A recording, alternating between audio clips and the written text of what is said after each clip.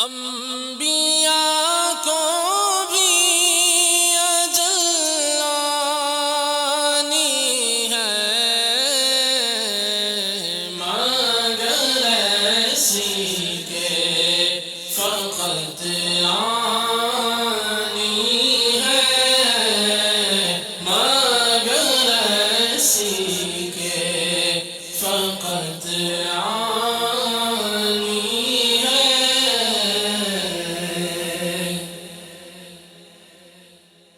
الحمدللہ رب العالمین والصلاة والسلام علی سید الانبیاء والمرسلین اما بعد فاعوذ باللہ من الشیطان الرجیم بسم اللہ الرحمن الرحیم الصلاة والسلام علیک یا رسول اللہ وعلی آلک واصحابک یا حبیب اللہ الصلاة والسلام علیک یا نبی اللہ وعلی آلک واصحابک یا نور اللہ۔ درود پاک کے بے شمار فضائل و برکات ہیں۔ ایک مقام پر سرکار نامدار مدینہ کے تاجدار صلی اللہ تعالی علیہ وآلہ وسلم نے ارشاد فرمایا، من صلی علی فی یوم 50 مرہ صافحتہ یوم القیامہ۔ سبحان اللہ۔ حضور پاک صلی اللہ تعالی علیہ وسلم نے ارشاد فرمایا، جس نے مجھ پر روزانہ 50 مرتبہ درود پاک پڑھا، only 50 times، جو روزانہ مجھ پر 50 مرتبہ درود پاک پڑھے گا، حضور پاک صلی اللہ علیہ وسلم نے کتنی بڑی فضیلت ارشاد فرمائی کہ قیامت کے دن میں اس سے مصافحہ کروں گا۔ سبحان اللہ۔ اے کاش FGN چینل کے ناظرین، ہم اور آپ بھی درود پاک پڑھنے کی نیت کر لیں کہ کم از کم روزانہ 50 مرتبہ درود پاک پڑھیں۔ اللہ تبارک و تعالی اس کی فضیلت ہمیں اور آپ کو ضرور عطا فرمائے گا۔ ایک بار پھر بہت ہی پیارا پروگرام سیرت انبیاء لے کر کے ہم حاضر ہیں۔ اس سے پہلے والے ایپیسوڈ میں ہم نے جاننے کی کوشش کی تھی کہ نبی اور رسول میں کیا فرق ہے، وحی کی تعریف کیا ہے، اور انبیاء کرام کو دنیا میں کیوں بھیجا گیا، اور ان کا قرآن پاک میں کس انداز سے تذکرہ ہوا۔ آج انشاءاللہ عز و جل ہم سب سے پہلے انسان، سب سے پہلے دنیا میں تشریف لانے والے نبی حضرت آدم علیہ السلام کے حوالے سے جانیں گے، اور یہ بھی جانیں گے کہ حضرت آدم علیہ السلام کی تشریف آوری سے پہلے اللہ عز و جل نے فرشتوں کے ساتھ کیا مشورہ فرمایا۔ اس کے علاوہ اور بھی بہت کچھ انشاءاللہ عز و جل آج کے سلسلے میں ہم جاننے کی کوشش کریں گے۔ آئیے حضرت آدم علیہ السلام کے حوالے سے یہ یاد رکھیں کہ حضرت آدم علیہ السلام سب سے پہلے انسان اور تمام انسانوں کے باپ ہیں، اسی لیے آپ کو ابو البشر کہا جاتا ہے۔ اللہ تعالیٰ نے خاص اپنے دست قدرت سے آپ کا جسم مبارک بنایا اور ایک خاص روح پھونک کر پسندیدہ صورت پر پیدا فرمایا۔ آپ کو کائنات کی تمام اشیاء کے ناموں کے ساتھ ان کے صفات اور ان کی حکمتوں کا علم عطا فرمایا۔ فرشتوں نے آپ کے علمی فضیلت کا اقرار کر کے آپ کو سجدہ کیا، جبکہ ابلیس سجدے سے انکار کر کے مردود ہو گیا۔ حضرت آدم علیہ السلام کی کثیر فضائل قرآن و حدیث میں موجود ہیں۔ انشاءاللہ عز و جل جا بجا ہم ان کی فضیلتوں کو سن کر اپنے دلوں کو منور و مجلہ کریں گے انشاءاللہ عز و جل۔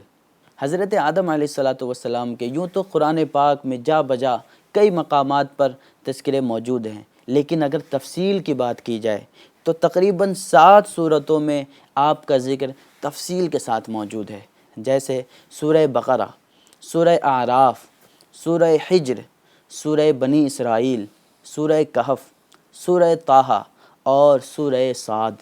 ان تمام صورتوں میں تفصیل کے ساتھ حضرت آدم علیہ السلام کا تذکرہ موجود ہے۔ حضرت آدم علیہ السلام کی تخلیق سے پہلے اللہ تعالیٰ نے مشورے کے انداز میں فرشتوں سے کلام فرمایا، چنانچہ ارشاد باری تعالیٰ ہے، اللہ پاک نے قرآن پاک میں ارشاد فرمایا، وَإِذْ قَالَ رَبُّكَ لِلْمَلَائِكَةِ إِنِّي جَاعِلٌ فِي الْأَرْضِ خلیفہ، یعنی اور یاد کرو جب تمہارے رب نے فرشتوں سے فرمایا میں زمین میں اپنا نائب بنانے والا ہوں۔ زمین میں خلیفہ بنانے کی خبر سن کر فرشتوں نے بارگاہ الہی عز و جل میں عرض کی، أَتَجْعَلُ فِيهَا مَن يُفْسِدُ فِيهَا وَيَسْفِكُ الدِّمَاءَ وَنَحْنُ نُسَبِّحُ بِحَمْدِكَ وَنُقَدِّسُ لَكَ، کیا تو زمین میں اسے نائب بنائے گا جو اس میں فساد پھیلائے گا اور خون بہائے گا، حالانکہ ہم تیری حمد کرتے ہوئے تیری تسبیح بیان کرتے ہیں اور تیری پاکی بیان کرتے ہیں۔ فرشتوں کے عرض کے جواب میں اللہ تبارک و تعالیٰ نے ارشاد فرمایا، قال انی اعلم ما لا تعلمون، کہ بے شک میں وہ جانتا ہوں جو تم نہیں جانتے۔ اس کے تحت تفسیر ابن کثیر میں ہے، کیونکہ خلیفہ بنانے میں اللہ عز و جل کی حکمتیں تم پر ظاہر نہیں، ان میں انبیاء و رسول بھیجے جائیں گے، نیز ان میں شہداء، صدیقین بھی ہوں گے، صالحین، عابدین بھی ہوں گے، اور علماء، عاملین بھی ہوں گے، اور اولیاء کاملین بھی ہوں گے۔ یہاں مزید ایک بات یاد رہے کہ اگرچہ ظاہری طور پر سب سے پہلے خلیفہ حضرت آدم علیہ السلام ہیں، لیکن حقیقت یہ ہے کہ سب سے پہلے خلیفہ ہمارے اور آپ کے نبی، سب سے آخری نبی حضرت محمد مصطفیٰ صلی اللہ تعالی علیہ وآلہ وسلم ہی ہیں۔ ترمذی شریف کی حدیث ہے کہ حضرت ابو ہریرہ رضی اللہ تعالیٰ عنہ فرماتے ہیں، صحابہ کرام علیہم رضوان نے عرض کی، یا رسول اللہ صلی اللہ تعالی علیہ وآلہ وسلم، حضور آپ کے لیے نبوت کب ثابت ہوئی؟ ارشاد فرمایا، میں اس وقت بھی نبی تھا جب کہ حضرت آدم علیہ السلام روح اور جسم کے درمیان تھے۔ سبحان اللہ۔ یعنی ظاہری خلیفہ، ظاہری طور پر سب سے پہلے نبی حضرت آدم علیہ السلام ہے، لیکن اگر حقیقت کی بات کی جائے تو سب سے پہلے خلیفہ اور سب سے پہلے نبی ہمارے نبی صلی اللہ تعالی علیہ وآلہ وسلم ہے۔ اعلیٰ حضرت رحمۃ اللہ تعالی علیہ نے اسی کی طرف اشارہ کرتے ہوئے ایک شعر میں ارشاد فرمایا، ظاہر میں میرے پھول، حقیقت میں میرے نخل، اس گل کی یاد میں یہ صدا بلبشر کی ہے۔ سبحان اللہ۔ جب اللہ تعالیٰ نے حضرت آدم علیہ السلام کو پیدا کرنے کا ارادہ فرمایا تو زمین سے ایک مشت مٹی لی گئی، پھر اس مٹی کو مختلف پانیوں سے گوندھا گیا، یہاں تک کہ وہ گارا بن گئی اور چپکنے لگی۔ پھر وہ گارا سیاہ ہو گیا، یعنی کالا ہو گیا، اور اس میں بو یعنی اسمیل پیدا ہو گئی۔ پھر اس سیاہ رنگ اور بو والی مٹی سے انسان کی صورت بنائی۔ جب وہ سوکھ کر خشک ہو گئی تو جس وقت ہوا اس میں سے گزرتی تو وہ بجتی اور اس میں آواز پیدا ہوتی تھی۔ تخلیق آدم کے یہ مراحل قرآن پاک میں، حدیث پاک میں جا بجا مذکور ہیں۔ آئیے کچھ آیتیں اور کچھ حدیثیں ہم سننے کی سعادت حاصل کرتے ہیں۔ اللہ پاک نے قرآن پاک میں ارشاد فرمایا، ان مثل عیسیٰ عند اللہ کمثل آدم خلقہ من تراب ثم قال له کن فیکون، کہ بے شک عیسیٰ کی مثال اللہ کے نزدیک آدم کی طرح ہے، جسے اللہ نے مٹی سے بنایا، پھر اس سے فرمایا ہو جا تو وہ فوراً ہو گیا۔ دوسرے مقام پر ارشاد فرمایا، وَلَقَدْ خَلَقْنَا الْإِنسَانَ مِن سُلَالَةٍ مِّن طِينٍ، اور بے شک ہم نے انسان کو چنی ہوئی مٹی سے بنایا۔ ایک مقام پر اللہ تبارک و تعالیٰ نے ارشاد فرمایا، خَلَقَ الْإِنسَانَ مِن صَلْصَالٍ كَالْفَخَّارِ، اس نے انسان کو ٹھیکری جیسی بجنے والی سوکھی مٹی سے پیدا کیا۔ مذکورہ بالا آیات کے علاوہ اللہ تبارک و تعالیٰ نے سورہ انعام، سورہ اعراف، سورہ حج، سورہ روم، سورہ سجدہ، سورہ فاطر اور بھی کئی صورتوں میں حضرت آدم علیہ السلام کی تخلیق کا تذکرہ فرمایا۔ آئیے اب حدیث پاک کی طرف چلتے ہیں۔ حضرت عبداللہ ابن مسعود رضی اللہ تعالی عنہ سے روایت ہے کہ فرشتوں سے مشورہ فرمانے کے بعد اللہ تعالیٰ نے حضرت جبریل علیہ السلام کو زمین کی طرف بھیجا تاکہ وہ اس سے مٹی لے کر آئیں، تو زمین نے کہا، میں اس سے اللہ پاک کی پناہ چاہتی ہوں کہ مجھ سے کچھ کم کیا جائے یا میری کوئی چیز خراب کی جائے۔ تو حضرت جبریل علیہ السلام مٹی لیے بغیر واپس لوٹ آئے اور عرض کی، اے میرے رب عز و جل، زمین نے تیری پناہ طلب کی تو میں نے اسے پناہ دے دی۔ پھر اللہ تعالیٰ نے حضرت میکائیل علیہ السلام کو بھیجا تو ان سے بھی زمین نے وہی کہا اور انہوں نے بھی اسے پناہ دے دی اور لوٹ کر بارگاہ الہی عز و جل میں وہی عرض کی جو حضرت جبریل علیہ السلام نے عرض کی تھی۔ پھر اللہ تعالیٰ نے حضرت اسرائیل علیہ السلام کو بھیجا، زمین نے ان سے پناہ طلب کی تو انہوں نے فرمایا، میں اس بات سے اللہ پاک کی پناہ طلب کرتا ہوں کہ اس کا حکم نافذ کیے بغیر واپس ہو جاؤں۔ چنانچہ انہوں نے سطح زمین سے مٹی لے لی۔ پورے روئے زمین سے مختلف رنگوں اور مختلف صفات کی حامل مٹی ایک مٹھی برابر مقدار جمع فرمائی گئی، اور یہی وجہ ہے کہ انسانوں کی صورت، سیرت، نفسیات اور طبیعتیں مختلف ہیں۔ حضرت ابو موسیٰ اشعری رضی اللہ تعالیٰ عنہ سے روایت ہے کہ نبی کریم صلی اللہ تعالیٰ علیہ وسلم نے ارشاد فرمایا، اللہ تعالیٰ نے حضرت آدم علیہ السلام کو مٹی کی ایک مٹھی سے پیدا کیا جسے اس نے تمام روئے زمین سے لیا، لہٰذا اولاد آدم زمین کے اندازے کے مطابق آئی، یعنی چونکہ مٹی مختلف قسموں کی تھی اس لیے انسانوں کی صورتیں، سیرتیں بھی مختلف ہو گئی۔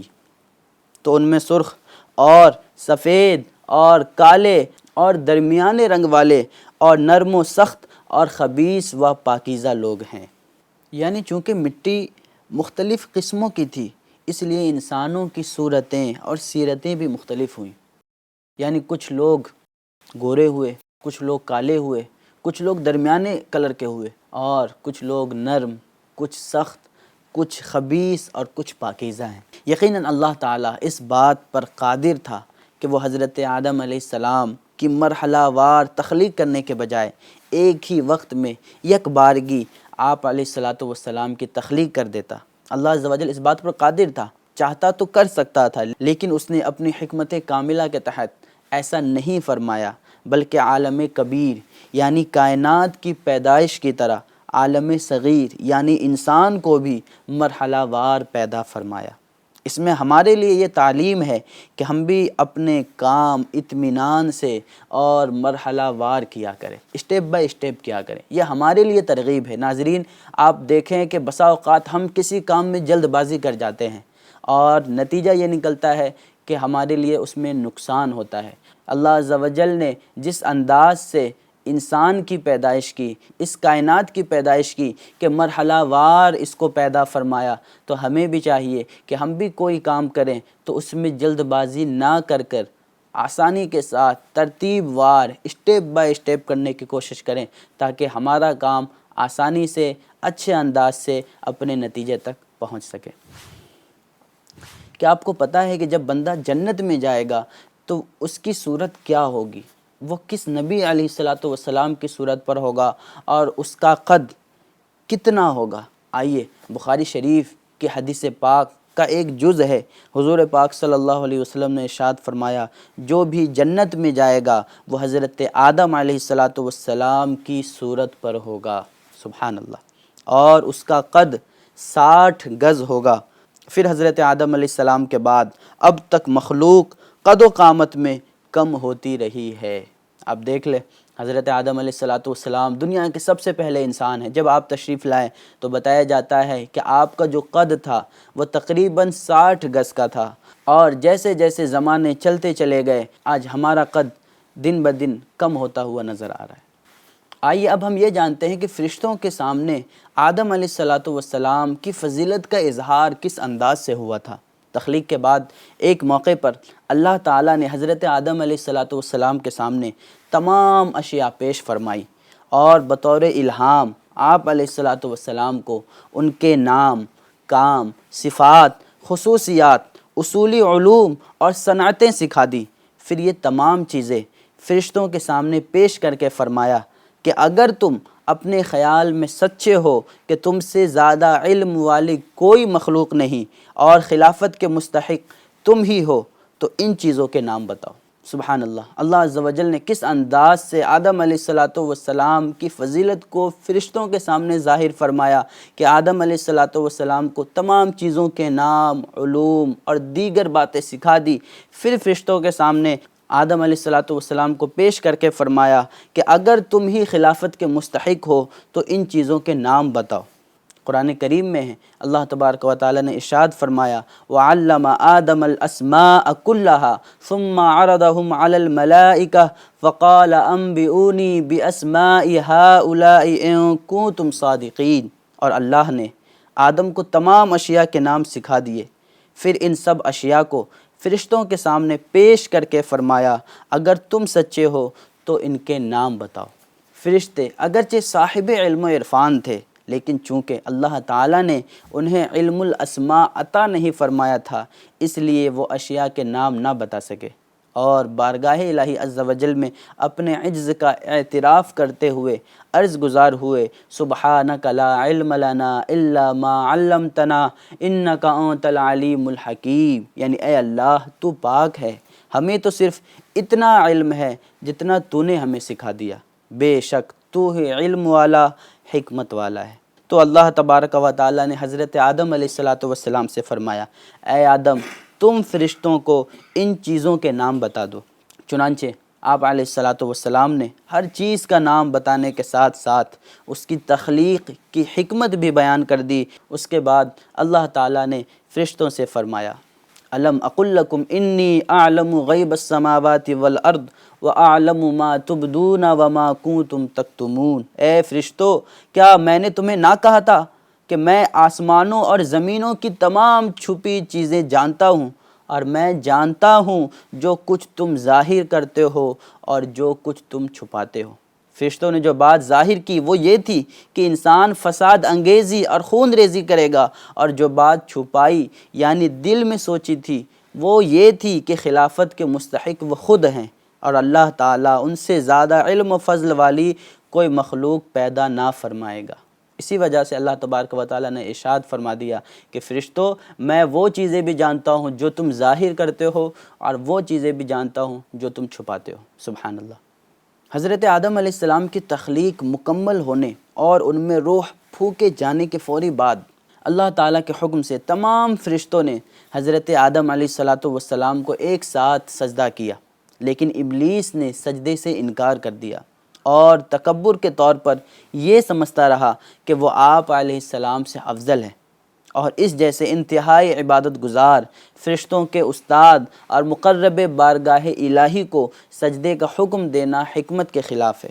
اپنے اس باطل عقیدے، حکم الہی سے انکار اور تعظیم نبی سے تکبر کی وجہ سے وہ کافر ہو گیا۔ قرآن مجید میں ابلیس کا یہ حال مختلف الفاظ کے ساتھ بیان کیا گیا، چنانچہ اللہ تبارک و تعالیٰ قرآن پاک میں ارشاد فرماتا ہے، وَإِذْ قُلْنَا لِلْمَلَائِكَةِ اسْجُدُوا لِآدَمَ فَسَجَدُوا إِلَّا إِبْلِيسَ أَبَى وَاسْتَكْبَرَ وَكَانَ مِنَ الْكَافِرِينَ، اور یاد کرو جب ہم نے فرشتوں کو حکم دیا کہ آدم کو سجدہ کرو تو ابلیس کے علاوہ سب نے سجدہ کیا، اس نے انکار کیا اور کافر ہو گیا۔ اللہ اکبر۔ سورہ صاد میں ہے، اللہ تبارک و تعالیٰ نے ارشاد فرمایا، یا ابلیس ما منعک ان تسجد لما خلقت بیدی استکبرت ام کنت من العالین، اے ابلیس تجھے کس چیز نے روکا کہ تو اسے سجدہ کرے جسے میں نے اپنے ہاتھوں سے بنایا؟ کیا تو نے تکبر کیا ہے یا تو تھا ہی متکبروں میں سے؟ جب شیطان نے سجدہ نہ کیا تو اللہ تبارک و تعالیٰ نے اس سے استفسار فرمایا، چنانچہ قرآن پاک میں ہے، اللہ تبارک و تعالیٰ نے ارشاد فرمایا، یا ابلیس ما لک الا تکون مع الساجدین، اے ابلیس تجھے کیا ہوا کہ تو سجدہ کرنے والوں کے ساتھ نہ ہوا؟ ابلیس نے جواب دیتے ہوئے کہا، یا اللہ تو نے مجھے آگ سے بنایا اور آدم کو مٹی سے، چونکہ آگ مٹی سے اعلیٰ ہوتی ہے اس لیے میں آدم سے افضل ہوں، لہٰذا میری شان کے لائق نہیں کہ مٹی سے بنائے ہوئے انسان کو سجدہ کروں۔ قال انا خیر منہ خلقتنی من نار وخلقتہ من طین، ابلیس نے کہا میں اس سے بہتر ہوں، تو نے مجھے آگ سے بنایا اور اسے مٹی سے بنایا۔ ابلیس کا خود کو افضل سمجھنا یہ باطل تھا، کیونکہ افضل وہ ہے جسے مالک و مولا فضیلت دے۔ اللہ کی بارگاہ میں فضیلت کا مدار اصل اور جوہر پر نہیں بلکہ مالک کی اطاعت و فرما برداری پر ہے۔ نیز آگ کا مٹی سے برتر ہونا بھی صحیح نہیں، کیونکہ آگ کی صفات میں تیش، تیزی اور بلندی چاہنا ہے، اور یہ چیزیں تکبر کا سبب بنتی ہے، جبکہ مٹی کی صفات میں ٹھہراؤ، عاجزی اور صبر ہے۔ یوں ہی مٹی سے ملک آباد ہوتے ہیں جبکہ آگ سے ملک ہلاک و برباد ہو جاتے ہیں۔ FGN چینل کے ناظرین، یہاں پر جہاں بہت ساری باتیں ہمیں سیکھنے کو مل رہی ہیں، وہاں پر ایک بات بہت ہی زیادہ اہم اور قابل توجہ ہے۔ اللہ تعالیٰ کے انبیاء کرام کی گستاخی کتنا بڑا جرم ہے، جس کی سزا میں زندگی بھر کی عبادت ریاضت برباد ہو جاتی ہے۔ شیطان کتنا بڑا عالم تھا، فرشتوں کا استاد، کئی سالوں تک وہ رہا، لیکن آدم علیہ السلام کی اس نے گستاخی کی، بے ادبی کی، اور اس کے نتیجے میں اللہ تبارک و تعالیٰ نے اس کے اتنے سالوں کی عبادت کو برباد کر دیا اور اسے مردود قرار دے دیا۔ ہمیں بھی چاہیے کہ انبیاء کرام علیہم السلام کا جہاں تذکرہ ہو، بالخصوص ہمارے نبی صلی اللہ تعالیٰ علیہ وآلہ وسلم کا جہاں تذکرہ ہو، ہمیں چاہیے کہ ہم اپنے سر کو اور سر کے ساتھ ساتھ دل کو بھی جھکا لیں، ان کی عزت، ان کا احترام دل سے کریں، اور جب بھی ان کا نام آ جائے ہم ان پر صلاۃ و سلام پڑھیں اور اپنی زندگی کو ان کی سیرت کے مطابق ڈھالنے کی کوشش کریں۔ یہ یاد رکھیں کہ اللہ تعالیٰ کے انبیاء کرام علیہم السلام کی گستاخی بہت بڑا جرم ہے۔ مثال آپ کے سامنے واضح ہے کہ شیطان کتنا بڑا عالم، عابد تھا، فرشتوں کا استاذ تھا، لیکن اس نے آدم علیہ السلام کی گستاخی کی، ان کی بے ادبی کی، جس کے نتیجے میں اسے کیا ملا؟ اس کے سارے اعمال برباد کر دیے گئے، اس کی عبادتیں ضائع کر دی گئیں، اسے اللہ عز و جل نے اپنی بارگاہ سے مردود کر دیا۔ اب ابلیس ملعون کو جنت سے نکالے جانے کے بعد حضرت آدم علیہ السلام کو جنت میں آباد کر دیا گیا۔ آپ علیہ السلام جنت میں اکیلے چلتے پھرتے تھے۔ یہاں آپ علیہ السلام کا کوئی ہم جنس نہ تھا جس سے انسیت حاصل کرتے۔ ایک بار اللہ تعالیٰ نے آپ علیہ السلام پر نیند طاری کر دی، پھر اسی حالت میں آپ علیہ السلام کی بائیں پسلی نکال کر اس سے حضرت حوا رضی اللہ تعالی عنہا کو تخلیق کیا اور پسلی کی جگہ گوشت رکھ دیا۔ سبحان اللہ، حضرت آدم علیہ السلام کی پسلی سے اللہ عز و جل نے حضرت حوا رضی اللہ تعالی عنہا کو وجود بخشا۔ اللہ پاک جسے چاہے، جس انداز سے چاہے پیدا فرمائے، یہ اللہ پاک کی شان ہے۔ یہ یاد رہے کہ حضرت حوا رضی اللہ تعالی عنہ چونکہ مرد و عورت والے باہمی ملاپ سے پیدا نہیں ہوئی، اس لیے یہ حضرت آدم علیہ السلام کی اولاد نہیں ہیں۔ کوئی یہاں پہ اعتراض بھی کر سکتا ہے، تو یہ بات یاد رہے کہ حضرت آدم علیہ السلام کی اولاد سے حضرت حوا رضی اللہ تعالی عنہ نہیں ہے۔ اور حضرت حوا رضی اللہ تعالی عنہ کی تخلیق کا ایک اہم مقصد یہ تھا کہ حضرت آدم علیہ السلام ان سے سکون حاصل کریں اور ان کی تنہائی دور ہو، جیسا کہ ارشاد باری تعالیٰ ہے۔